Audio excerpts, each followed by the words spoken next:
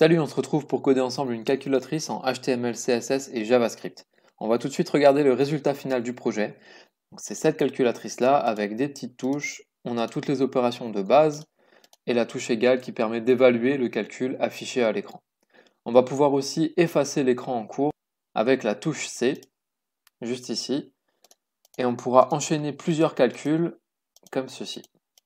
Ok. Et en cas d'erreur, donc, par exemple, avec deux opérateurs à la suite, on aura un message d'erreur qui va indiquer à l'utilisateur qu'il faut modifier son calcul. Et c'est tout de suite parti, on commence.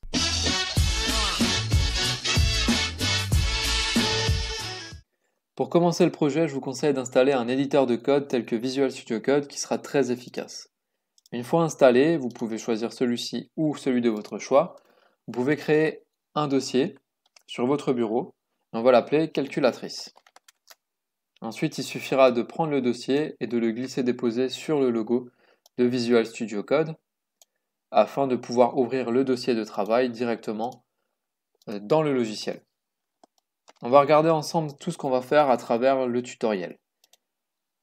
Pour commencer le projet, c'est celui qu'on vient de voir à l'instant.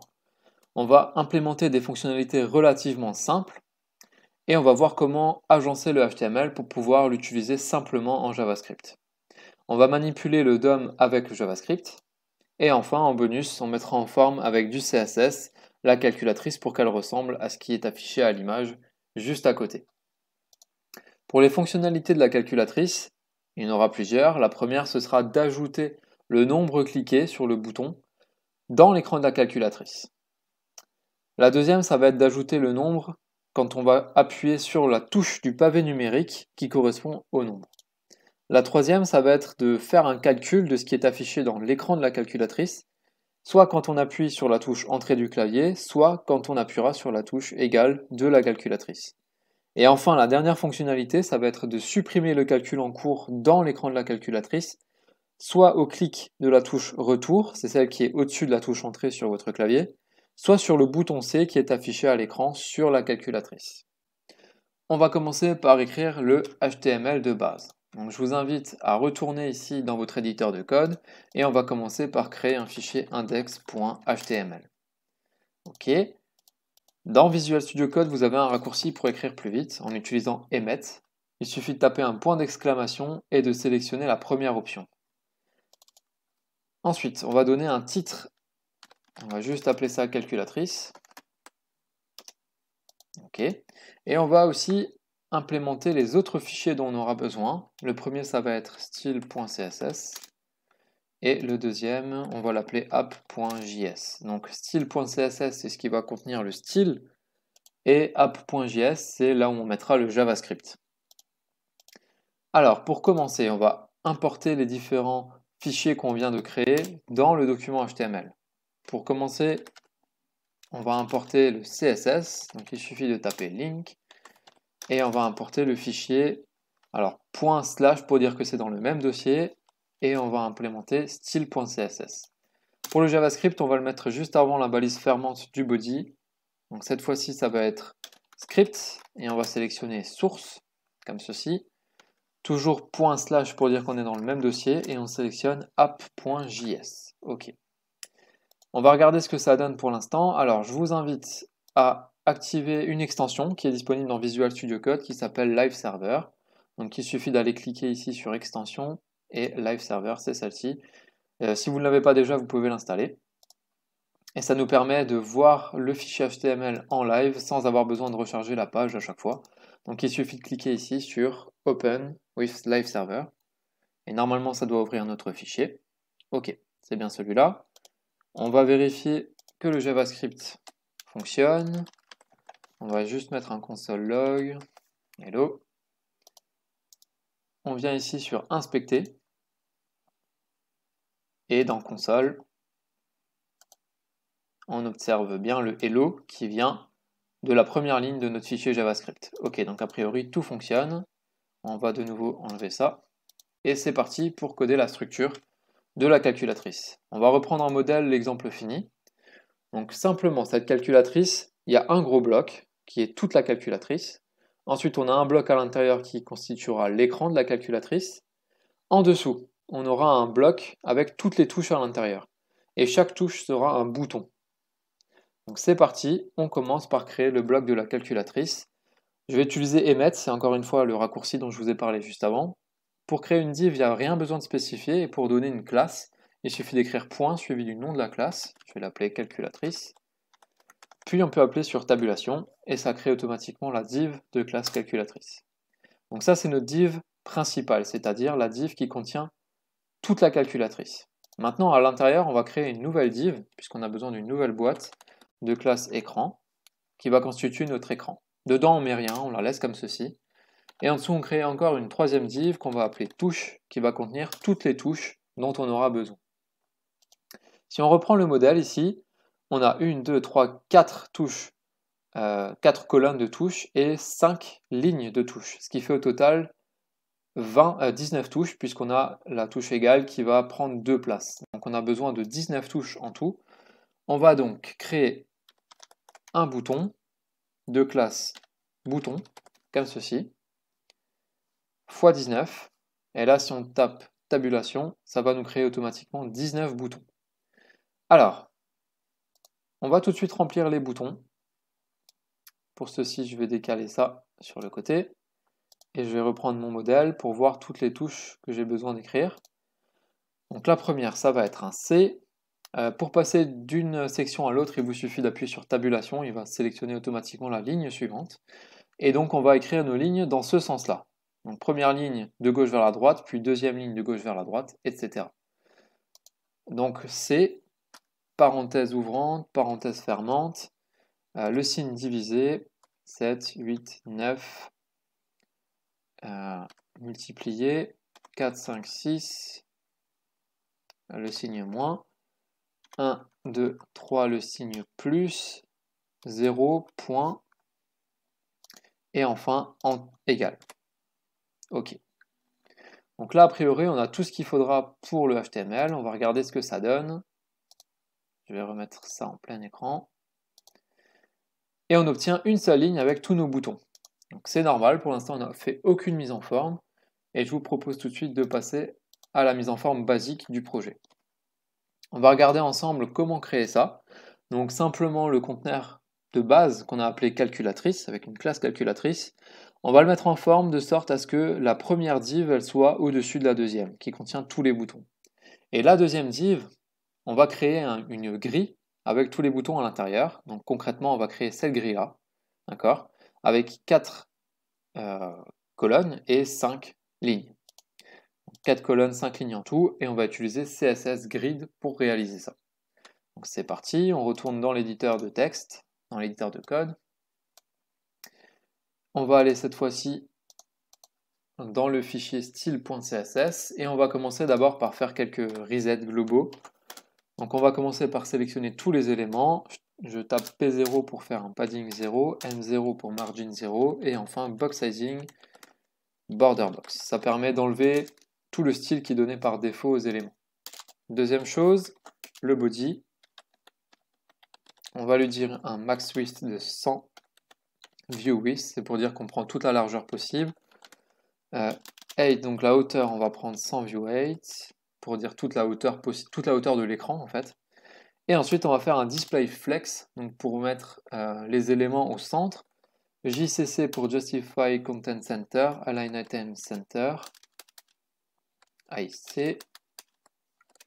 Voilà, comme ceci. Donc ça va centrer finalement l'élément calculatrice. C'est le seul élément qu'on a directement dans le body. Donc l'élément calculatrice, il va être centré en plein milieu. On va rajouter quelques éléments en plus. Donc font family, on va changer la police d'écriture en sans serif. Ok. Et là, je crois qu'on est pas mal. Et on va juste donner calculatrice, un petit peu de style à la div pour voir où elle est. Donc on va commencer par une background color. Ok, on va la mettre couleur tomate. On la voit juste ici. Ah, j'ai fait une petite faute de frappe, je me disais que c'était bizarre. Donc height, il y a bien un T à la fin. Ok, donc là on a bien les éléments qui sont centrés en plein milieu. Pour l'instant, la calculatrice, elle est toujours sous forme d'une seule ligne. On va changer ça par la suite. Donc calculatrice, on voit maintenant où elle est grâce au fond. On va maintenant choisir un display flex, puisque je vais mettre mes éléments en colonne. Donc, display flex, c'est simplement cet élément, l'écran, et le deuxième en dessous.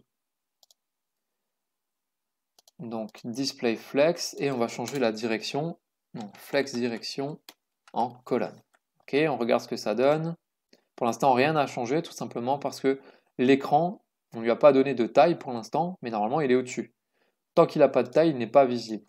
On va regarder ensemble. Donc l'écran, on lui avait donné une classe écran. Je vais lui mettre des valeurs arbitraires pour l'instant, 100px et 800px. Et on va lui donner un fond d'écran, donc background color. On va lui mettre du bleu. Si on regarde, ok. Donc là, on a l'écran qui va être au-dessus des touches. Ça, pour l'instant, c'est bon. Le fait qu'on ait ici encore de l'espace à côté qui est couleur tomate, c'est tout simplement parce que les touches, la ligne, est plus large que la largeur de l'écran. Ça va être corrigé tout à l'heure.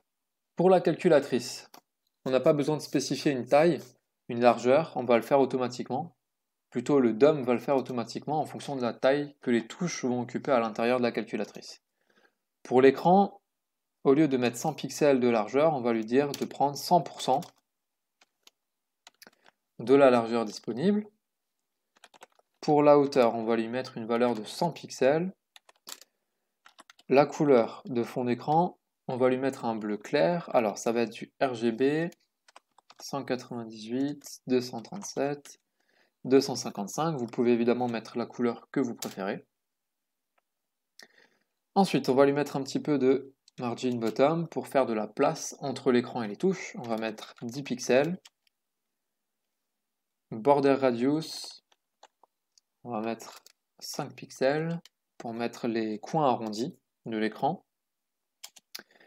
Et ce qui est écrit à l'intérieur, on va le changer aussi. On va essayer d'aligner ce qu'on écrit. Je vais vous montrer ce que ça donne. Donc ce qu'on écrit à l'intérieur, on va l'aligner en bas à droite de la calculatrice, donc à ce niveau-là. On va utiliser toujours Flexbox, Display Flex. Cette fois-ci, ça va être Justify Content FlexEnd. Ça sert à aligner les éléments à droite. Et Align Item FlexEnd aussi. Donc l'axe secondaire avec Align Item, c'est-à-dire on va aligner les éléments vers le bas. Ok, on va ajouter un petit peu de padding encore pour faire de la place entre le bord de l'écran et le texte à l'intérieur. Donc padding, on va juste mettre 5 pixels. Et enfin, on va mettre ce qui est écrit à l'intérieur un peu plus grand. On va mettre ça à 25 pixels. Là, on est bon pour l'écran. Maintenant, les touches.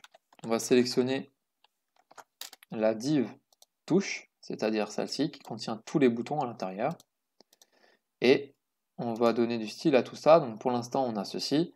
Nous, ce qu'on aimerait, c'est changer tous les boutons qui sont ici sous forme d'une grille. Donc c'est parti, la div touche, on va mettre un display grid. Maintenant, on va devoir définir les colonnes et les lignes. Pour ça, on utilise la propriété grid template. Et là, vous en avez deux, il y a colonnes et rows. On va commencer par les colonnes et on va dire répète-moi 4 colonnes. Donc on va mettre 4 colonnes de 50 pixels de large. On va faire le deuxième pour définir les lignes. Grid template row, pareil, repeat. Et souvenez-vous, on avait besoin de 5 lignes en tout. Donc donne-moi 5 lignes qui font 50 pixels de haut chacune. Ok. On regarde ce que ça donne. Et là, nos éléments se placent automatiquement de sorte à remplir chaque fois la colonne, puis la ligne qui suit en dessous. Donc là, on a de la chance, il y a tout qui se place bien, grâce justement à l'ordre des boutons. Le fait de les avoir placés dans cet ordre-là, ça permet d'avoir un remplissage qui se fait dans le bon ordre, comme on le voulait. Il y a juste un tout petit détail, c'est ici la touche égale, qui n'est que sur une seule cellule finalement, alors qu'on la voudrait sur deux. Ça, on verra dans le bonus à la fin, comment est-ce qu'on va pouvoir changer juste une touche pour la faire aller sur plusieurs espaces disponibles dans la grille. Nous, on ne va pas s'en occuper pour l'instant, on va continuer un petit peu. Donc au niveau de la mise en place, il ne reste plus qu'à mettre un petit peu d'espace entre toutes les touches.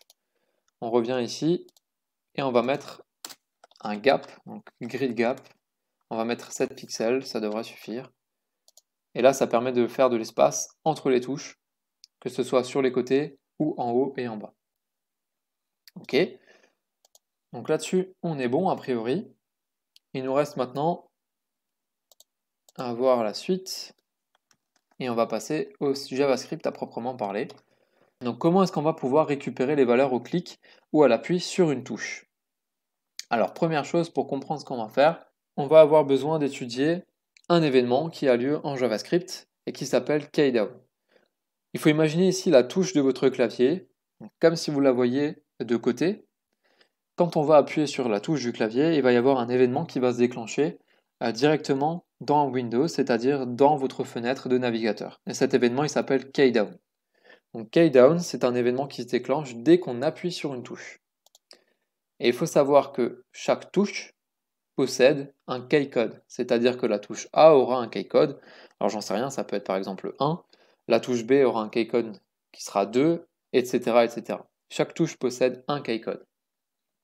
Et on va voir ensemble comment est-ce qu'on peut trouver ces keycodes facilement. Donc je vous invite, vous pouvez aller sur Google et vous tapez juste keycode, comme ceci. Et normalement, un des premiers sites sur lesquels vous tomberez, il s'appelle keycode.info. Et quand vous êtes sur ce site, vous pouvez appuyer sur une touche de votre clavier. Par exemple, si j'appuie sur la touche Entrée, ça affiche directement le keycode de cette touche. Donc là, par exemple, le 13, ça permet de trouver facilement les keycodes des différentes touches. Alors nous, les keycodes, l'événement dont je viens de vous parler, on va s'en servir essentiellement pour ceux qui ont un pavé numérique, pour pouvoir inscrire les numéros de la touche du pavé numérique que vous appuierez. Donc on aura besoin du premier événement là, qui est le keydown. Pour ceci, on va aussi devoir assimiler une propriété, un attribut en plus sur nos événements, sur nos éléments HTML, à savoir sur les boutons. Et on va ajouter cet attribut-là qui s'appelle DataKey. Et pour chaque bouton, on va lui associer un numéro qui correspond au keycode de la touche qu'on aimerait utiliser sur le clavier. Ok, donc par exemple la touche C, qu'on a codée juste avant, on voulait qu'elle supprime les éléments dans l'écran, comme si on appuyait sur la touche supprimer du clavier. Si je reviens sur le site que je viens de vous présenter juste avant et que j'appuie sur la touche supprimer du clavier, on obtient 8. Ça veut dire que la touche supprimer, elle possède un keycode de 8. Donc c'est bien la touche au-dessus de la touche entrée. Ok, donc par exemple pour la touche C, on va associer un data key qui vaut 8.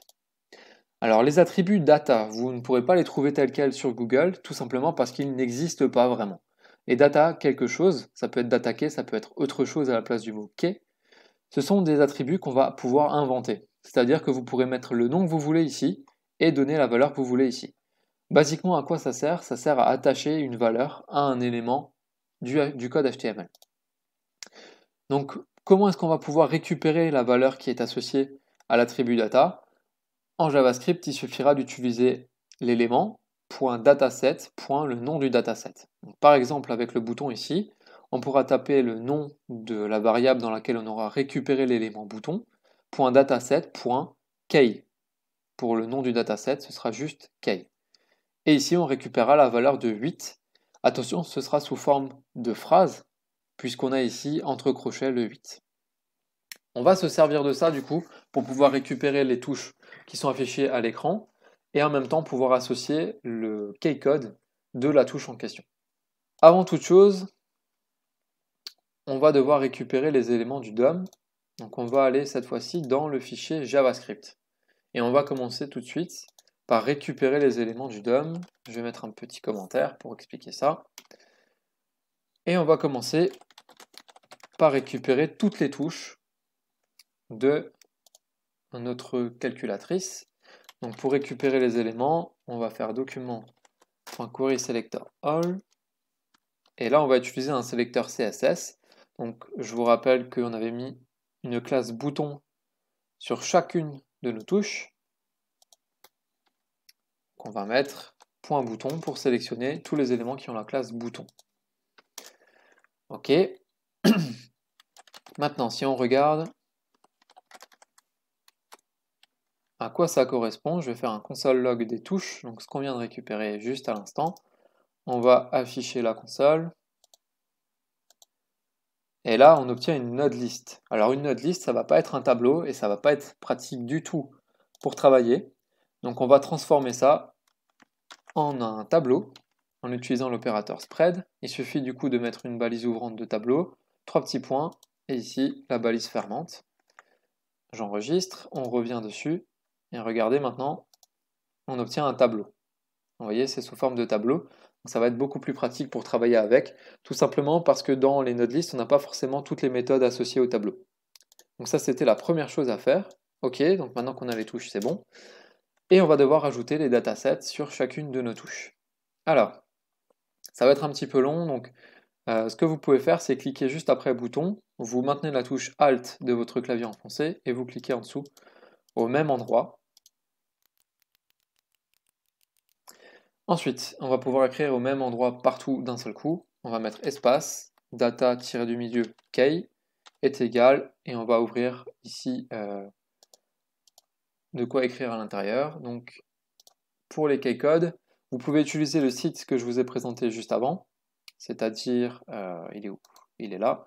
Celui-ci, en tapant à chaque fois les touches et en regardant le key code pour ensuite l'écrire dans le data key, ou alors vous pouvez juste recopier ce que je vous donne. Donc moi je l'ai déjà fait en amont.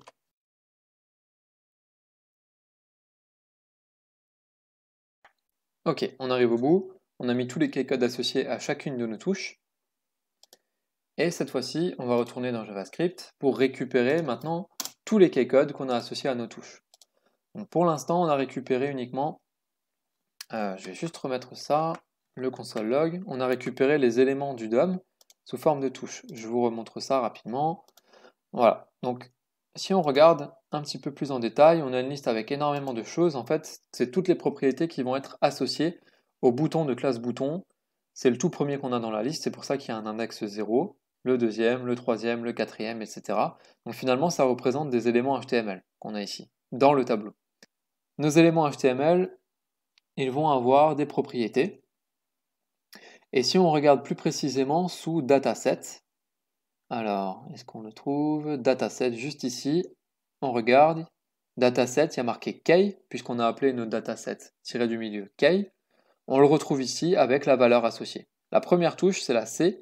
On avait bien une key qui valait 8. Alors, c'est parti pour récupérer tout ça dans un nouveau tableau. On va mettre const list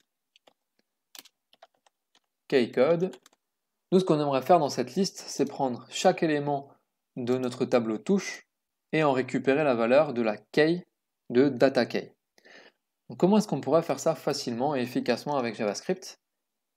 Map, c'est une fonction JavaScript qui va permettre de prendre chaque élément du tableau, d'en faire quelque chose dans une fonction callback. Et ça retourne le résultat de cette fonction sous forme d'un nouveau tableau. Donc basiquement, on pourrait créer un nouveau tableau, appeler le premier tableau et utiliser map dessus pour prendre chaque élément, faire quelque chose sur cet élément et retourner l'élément transformé dans le nouveau tableau. Ok, alors, je prends un exemple avec un tableau dans lequel j'ai stocké 3, 5 et 9. Alors ce que j'aimerais faire, c'est prendre chaque élément de ce tableau et retourner une valeur double de chacun de ces éléments dans un nouveau tableau. Donc, je vais appeler une nouvelle variable nouveau tableau est égal à, je vais prendre mon premier tableau, .map, et pour chaque élément, je vais lui dire de me renvoyer l'élément x2. Ok. Si on fait un console log de nouveau tableau, je vais aussi faire un console log du premier tableau, qui s'appelait juste tableau. Ok, c'est parti. Donc le premier tableau, le premier console log qu'on a, c'est le tableau de base 359, on le retrouve ici. Le deuxième tableau, c'est celui qui a été renvoyé grâce à l'utilisation de map sur le premier. Donc chaque élément est pris et multiplié par 2. On obtient donc 6, 10 et 18. Voici comment fonctionne map. Et le premier tableau n'a pas été modifié. C'est vraiment un nouveau tableau qui a été créé. Donc on va utiliser ça. On va écrire touche.map. Et moi, ce que j'aimerais faire sur chaque élément, sur chaque touche, on peut l'appeler comme on veut ici, peu importe. Donc sur chaque touche, j'aimerais prendre touche.dataset. Souvenez-vous, je vous avais dit qu'on peut accéder au data key grâce à dataset, puis le nom qu'on a donné. Donc nous, on a donné le nom key. Ok. On va regarder si c'est bon. Console log liste des key codes. Ok. on va regarder dans notre projet, la console, je vais la nettoyer, on va recharger. Et là, on obtient bien un tableau avec tous les keycodes qu'on a écrits à côté de nos touches. Donc ces keycodes, je tiens à vous signaler qu'ils sont sous forme de phrases. Ce sera important pour la suite de ce qu'on va coder. Ok, alors, on reprend un petit peu là où on en était resté juste avant. Donc, on avait parlé de l'événement keydown, c'est-à-dire dès qu'une touche sera pressée, cet événement va se déclencher. Et le deuxième événement, ça va être le click event. Dès qu'il y aura un clic sur une touche, on veut qu'il y ait un événement qui se déclenche et qui fasse quelque chose. Et pour cet événement ou celui-là, ce qu'on aimerait, c'est qu'il y ait un nombre qui s'affiche à l'écran de la calculatrice, pour ensuite en faire autre chose. Alors, on va coder ensemble ces deux événements. Pour ça, le premier, on va faire document add event listener. Le premier, c'est donc keydown. OK. Et l'événement, on va l'attraper ici. Pour l'instant, je vais juste faire un console log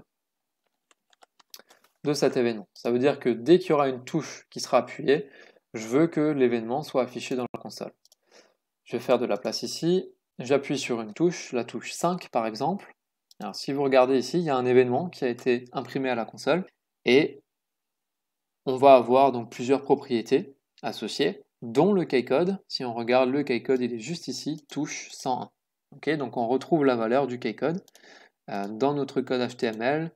Je vous rappelle que pour la touche 5, elle est juste ici. On avait mis 101, ce qui correspond bien au keycode de la touche qu'on vient d'appuyer.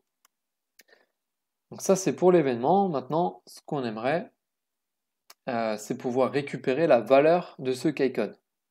Donc on va faire l'événement. Au lieu d'écrire console log, on va faire une fonction. Ce que j'aimerais, c'est récupérer la valeur. Const valeur est égal à e.keycode pour pouvoir accéder au keycode qu'on a vu juste avant. Ok. Je vais imprimer cette valeur qu'on vient de récupérer. Alors, j'appuie de nouveau sur la touche 5. Cette fois-ci, on obtient juste 101. Donc ça, c'est la valeur. Maintenant, il y a un petit souci. Je vais rajouter ici type of valeur pour voir de quel type est cette donnée. Et là, on regarde de nouveau la touche 5, c'est sous type nombre. Or nous, dans notre tableau ici, on a sous forme de type phrase. Donc on va devoir changer ça, et on va rajouter juste au-dessus toString pour pouvoir convertir ça en phrase. Je vais refaire du coup la même chose, j'appuie sur la touche 5, vous voyez que maintenant ça a changé, on a sous forme de phrase. Donc on pourra comparer finalement la valeur ici avec les valeurs dans le tableau. Ok, donc là-dessus on est bon. On va créer le deuxième événement, donc document add event listener. On a dit que c'était au clic. Là encore, on va prendre l'événement et on appelle une fonction. Je vais récupérer la valeur du clic sur la touche. Alors pour l'instant, on va peut-être juste faire comme avant, console log de l'événement. Ok, donc cette fois-ci, c'est au clic sur une touche. Alors, je clique sur la touche 6 par exemple. On regarde. Il y a ici quelque chose qui s'appelle target dans l'événement et target, ça va cibler là où j'ai cliqué. Donc ça va nous permettre de récupérer l'élément HTML sur lequel on vient de cliquer grâce à target. Et nous, c'est ce qu'on veut. Donc c'est parti, const valeur comme avant est égal à l'événement.target. Donc là, on récupère la touche. On va faire un console log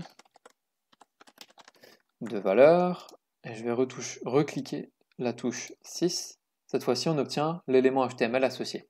Nous, ce qu'on aimerait, encore une fois, c'est récupérer le data key. Donc, on va accéder plutôt à cette valeur. Donc, maintenant qu'on a l'élément HTML, on peut faire comme précédemment avec dataset. Le nom de la data key, du dataset, c'est-à-dire key. Maintenant, si on console log encore une fois la touche 6, la touche 6 en cliquant dessus plutôt, on obtient 102. Ok, on vérifie juste que c'est du bon type avec type of valeur touche 6. Ok, c'est bien sous forme de phrase, donc on va pouvoir travailler avec également. Bien, jusque là c'est bon. On va maintenant travailler sur la fonction calculer. Donc ça va être une fonction qui va récupérer finalement le code, le keycode de la touche sur laquelle on a soit appuyé, avec le clavier, soit cliquer à l'écran, et on va en faire quelque chose. Donc on va créer une fonction calculer. Et cette fonction calculer, elle va prendre en paramètre la valeur du keycode qu'on aura récupéré grâce aux deux événements juste au-dessus. Donc on va pour l'instant initialiser cette fonction, juste comme ceci, et puis on va l'appeler ici avec la valeur. Donc dès qu'on a l'événement qui se déclenche, j'aimerais lancer la fonction avec le keycode associé. Oups. Voilà, comme ceci. OK. Et ce que j'aimerais faire maintenant, c'est vérifier si le keycode de la touche qui est pressée, il est inclus dans les touches de mon clavier, de ma calculatrice. C'est-à-dire que si on appuie sur une touche du clavier qui ne fait pas partie des touches de la calculatrice, on ne veut rien faire concrètement. Donc on va faire en sorte d'éliminer toutes les interactions avec une autre touche du clavier. Et pour ça, on va vérifier si notre liste de keycode qu'on a récupéré juste avant, elle contient, avec includes, la valeur du keycode qui est passé en paramètre ici. Donc concrètement, si j'appuie sur la touche 6, on avait vu, je vais le noter là, touche 6 du pavé numérique, elle a un keycode qui vaut 102. Donc concrètement, quand on appuie sur la touche 6 du pavé numérique, c'est cet événement-là qui est appelé, et donc on va récupérer dans valeur 102. On va passer 102 comme paramètre de la fonction calculée, c'est-à-dire que 102 va arriver jusqu'ici, et si notre liste de keycode elle inclut la valeur de 102, alors on va pouvoir faire quelque chose. Pour revoir rapidement la liste de tous les keycodes dont on dispose, je vais faire ceci. Donc si la touche sur laquelle on appuie, elle possède un keycode inclus dans notre liste, alors on devrait voir la liste de tous les keycodes imprimés dans la console. Je vais appuyer sur la touche 5. Ok, ça marche puisque la touche 5 elle est là. Donc on voit bien tous les keycodes. Si maintenant j'appuie sur la touche A du clavier, il ne se passe rien, tout simplement parce que A on ne l'a pas pris en compte dans la liste des keycodes. Donc il ne se passe rien, ça c'est bon, c'est bloqué. Pour bien comprendre la méthode qu'on vient d'utiliser, includes, un petit exemple. On va prendre un tableau qui contient plusieurs valeurs et on va console logger animaux includes chat. En gros, on va vérifier si le tableau il contient la valeur chat. Et bien ça c'est vrai, puisqu'on a bien chat qui est inclus dans le tableau. Donc ce que va retourner ce morceau de code, c'est true. Maintenant, si on travaille avec une autre valeur, par exemple crocodile, c'est pas inclus dans le tableau, ça va renvoyer false. On vérifie ça en live. Je vous ai mis le même tableau, le même code que ce qu'on avait ici. Run, on a bien true pour la première condition ici, puisque chat est inclus dans le tableau, et false pour le deuxième, puisque crocodile n'est pas inclus dans le tableau. Donc en gros, si ça c'est vrai, si le keycode il est inclus dans la liste des keycodes, ça renvoie true, et à ce moment-là, on va pouvoir exécuter un certain code là-dedans. Alors, quelle va être la logique? Eh bien, en fonction de la touche sur laquelle on va appuyer, on va faire des choses différentes. Pour ça, on va implémenter un switch. Et ce switch, on va le faire sur la valeur.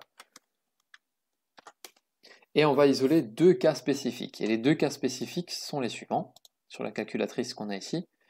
Il y a deux touches qui vont être particulières. La première, c'est la touche C.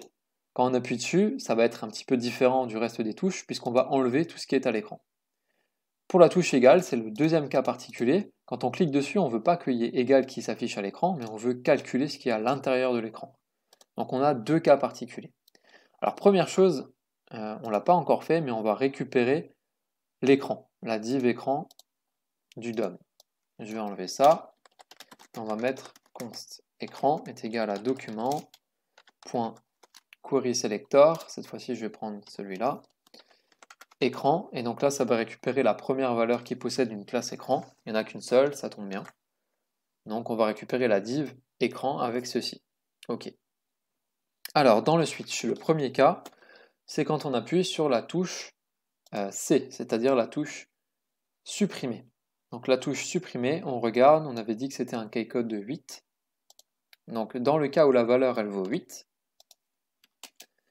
on veut prendre l'écran, on veut prendre le contenu, le texte à l'intérieur de l'écran, et on va le fixer à rien du tout, une phrase vide, pour enlever tout le contenu du texte. Ok, deuxième cas de figure, c'est quand on appuie sur la touche entrée, et la touche entrée, c'était en fait le égal, on avait dit que c'était 13. Donc, keycode de 13, Ce qu'on veut faire dans ce cas-là, on va créer une variable qui s'appelle calcul, et à l'intérieur, on va évaluer le contenu de l'écran. Il existe une fonction JavaScript qui s'appelle eval et qui va prendre en paramètre du contenu, regarder ce que ça donne et renvoyer le résultat du contenu. Donc par exemple, si on y met un calcul, si on met 2 plus 2, eval va prendre ce qui est en paramètre 2 plus 2 et va renvoyer la valeur de 4. Nous, ce qu'on veut, c'est évaluer ce qui est à l'intérieur de l'écran au moment où on appuie sur la touche entrée. Donc on va évaluer écran.textContent, c'est-à-dire le texte qui est à l'intérieur de l'écran. OK. Et enfin, on va mettre à l'intérieur de l'écran le résultat de ce calcul, c'est-à-dire le calcul qu'on vient d'évaluer. Donc ça, c'était le deuxième cas de figure.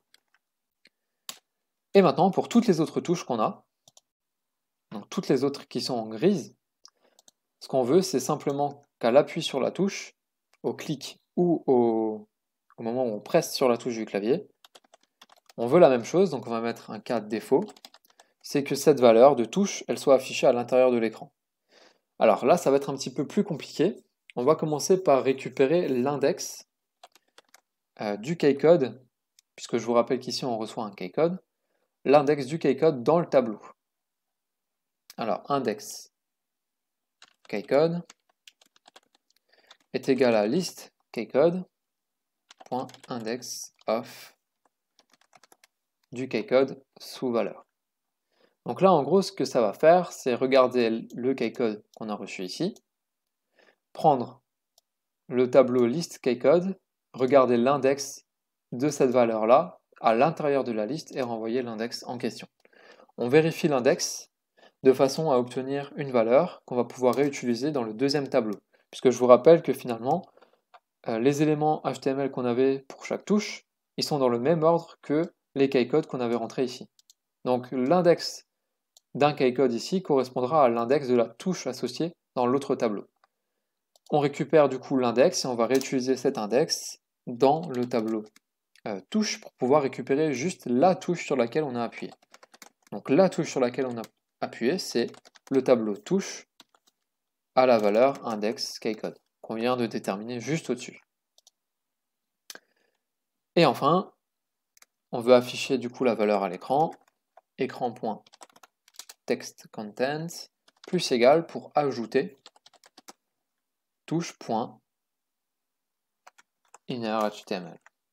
Ok, donc on va rajouter dans le HTML la valeur de la touche appui. Je crois qu'on est pas mal. On va essayer de regarder ce que ça donne du coup. Ok, donc notre projet il est là. Alors, on appuie sur une touche, a priori ça fonctionne. On met un moins, on appuie sur égal, on a bien le résultat qui s'affiche. Et si on appuie sur C, ok, a priori il y a tout qui fonctionne. Là-dessus on est bon. On va faire un autre test avec un chiffre à virgule. Plus 9 multiplié par 2 par exemple. Ok, bah a priori ça a l'air d'être bon. Donc tout ça, ça fonctionne correctement. Il reste un cas de figure quand même, dans le cas où on écrit un peu n'importe quoi, et qu'on fait égal, et ben il ne se passe rien à l'écran, mais par contre on obtient une erreur. Alors l'utilisateur, en temps normal, il sera comme ça. Donc il appuiera sur égal, il ne se passera rien du tout, il ne saura pas ce qui arrive. Donc l'idée ça va être quand même de prévenir l'utilisateur qu'il y a une erreur. Et pour ça, on va utiliser un autre événement qui a lieu justement quand il y a une erreur. Alors cet événement, on va pouvoir y avoir accès sur l'élément Windows, c'est-à-dire l'élément de votre navigateur finalement. Il y a un événement qui s'appelle error, et on va en profiter pour utiliser les propriétés de cet événement-là. Donc dans notre document JavaScript, tout en bas, on va rajouter un window.addEventListener et on va écouter l'événement error. On va encore une fois récupérer cet événement et pour l'instant, on va juste faire un console log de l'événement. On va regarder ce qui se passe. Ok, donc là, je vais refaire une erreur en mettant par exemple 2 fois le signe ici. Donc là, il n'arrive pas à le calculer et regardez ici à la console, il a imprimé un événement et il met plusieurs propriétés possibles, dont un message. Un message qui va indiquer le type d'erreur. Qu'est-ce qui s'est passé? Bah nous, on va utiliser ce message pour au moins indiquer à l'utilisateur qu'est-ce qui vient de se produire. Donc à la place du console log, ce qu'on va faire, c'est alerte, une erreur est survenu dans votre calcul, deux points, et on va rajouter du coup l'événement, événement.message. Ok, on essaye.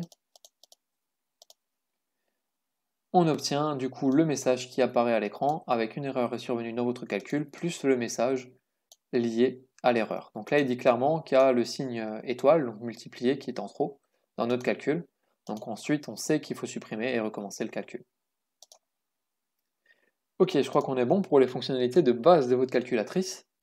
Maintenant, le design, il est assez moche. Donc ce que je vous propose en bonus, pour ceux que ça intéresse, c'est de donner un design un petit peu plus poussé pour le faire ressembler à la calculatrice à ce qu'on a juste ici. Donc je vous invite tout de suite à prendre votre fichier style.css et on va changer quelques petites choses. La première, ça va être de mettre un fond ici à notre body. Pour ça, on va aller sur Web Gradient et on va sélectionner un gradient. Vous pouvez prendre celui de votre choix, peu importe. Moi, je vais prendre le premier ici. On clique sur Copy CSS et on va coller ce qu'on vient de copier dans Body. Donc déjà, on obtient un fond, c'est un petit peu plus sympa. Ensuite, pour la calculatrice, on va rajouter plusieurs choses. Déjà, on va faire un petit peu de place sur les bords et on va mettre un padding de 15 pixels. On va mettre un border radius de 5 pixels et on va mettre un effet de relief avec une ombre, box shadow 0, 5 pixels vers le bas et de couleur noire. Et par contre, le fond d'écran ici, je ne vais pas le laisser couleur tomate, je vais le mettre dans une nuance de noir avec que des deux. On obtient ceci, c'est déjà un petit peu mieux. On continue. L'écran, on l'a déjà suffisamment stylisé, donc il n'y a pas besoin de revenir dessus. Par contre, les boutons, on va les changer. Alors, pour les boutons, on va venir tout en bas. Déjà, on va changer le style par défaut, puisqu'il y a une bordure, on va l'enlever. On va mettre bordure none et outline none. Outline, c'est la ligne bleue qui apparaît quand vous cliquez sur un bouton. On va mettre aussi un petit border radius de 5 pixels. On va mettre un fond pour chaque bouton d'une variante de blanc. F7, F7, F7. J'ai mis un F de trop. Et on va mettre une ombre pour donner encore une fois un effet 3D. De 0, 3 pixels vers le bas. Et là, on va mettre quelque chose d'un peu plus sombre. On va mettre A8, A8, A8, comme ceci. Et enfin, on va augmenter un petit peu la taille de la police avec font size égale 18 pixels, comme ceci. On regarde ce que ça donne. Ok, on est pas mal. On va rajouter l'effet de clic au bouton. C'est-à-dire, dès qu'on clique sur un des boutons, on aimerait qu'il y ait un effet comme si le bouton s'enfonçait. Pour ça, on va sélectionner Button, Active. On va changer la taille de l'ombre qu'on a créée, donc 0. Et cette fois-ci, on va mettre que 1 pixel vers le bas. A8, A8, A8, comme ceci. Si on regarde ce que ça donne, maintenant on a l'ombre qui diminue, d'accord? Mais nous, ce qu'on aimerait, c'est que le bouton, il donne l'impression de s'enfoncer en même temps. Donc ce qu'on va faire, c'est un transform. Et ici, comme on a diminué la taille de 2 pixels, eh bien on va faire s'enfoncer le bouton vers le bas de 2 pixels. Donc translate y de 2px. Et maintenant, on a un effet comme si le bouton s'enfonçait quand on clique dessus. Ok, de ce côté-là, c'est bon. Il nous reste juste deux petites choses à faire. La première, ça va être le bouton C, de changer sa couleur. Et on va sélectionner uniquement ce bouton, donc button, et on va le cibler grâce à son dataset, à son attribut dataset. Donc c'est dataset égale à 8. Je vais copier ceci, le passer ici. Ce qu'on va faire, c'est background color. On va mettre une nuance de orange, donc FF9900. On va mettre le texte en gras à l'intérieur, font white bold, et la couleur, on va la changer pour mettre du blanc. On obtient la touche C, un petit peu designée différemment. Et sur le même principe, on va sélectionner la touche égale, c'est la dernière. Donc la touche égale, on avait un data key de 13. Et là, on va lui dire déjà de s'étaler sur 2 colonnes. D'accord? On l'a pour l'instant par défaut que sur une seule colonne. On va lui dire de prendre 2 colonnes de large. Donc, on va venir sélectionner grid colonne. Et on va lui dire span 2, ce qui veut dire étale-toi sur 2 colonnes. Ensuite, on va changer aussi la couleur du fond. On va mettre 36E700. Font weight, on va mettre du bold, et la couleur, on va aussi mettre du blanc. Donc je vais juste copier-coller ce qu'on avait au-dessus. Et là, par contre, je vais mettre vraiment une taille plus grande. Font size 35 pixels, comme ceci. Et là, je crois qu'on est bon. On va essayer une dernière fois si ça fonctionne. 85 x 6 égale OK. A priori, tout est bon. Donc on arrive au bout de ce tuto. Je vous remercie de l'avoir suivi.